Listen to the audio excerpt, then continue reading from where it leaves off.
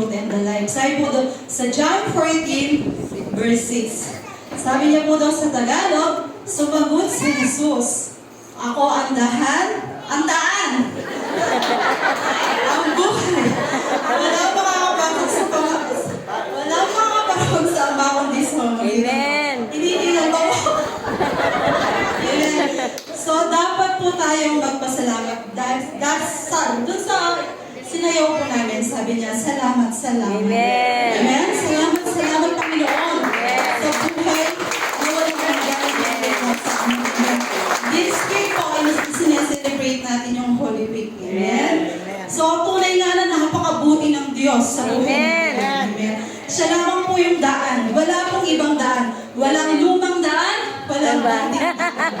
Amen. Jesus lamang po ang tunay na daan. Amen. So, sa lahat po ng mga nararanasan natin sa ating mga buhay, iba-ibang mga pagsubok, mga struggle. Amen?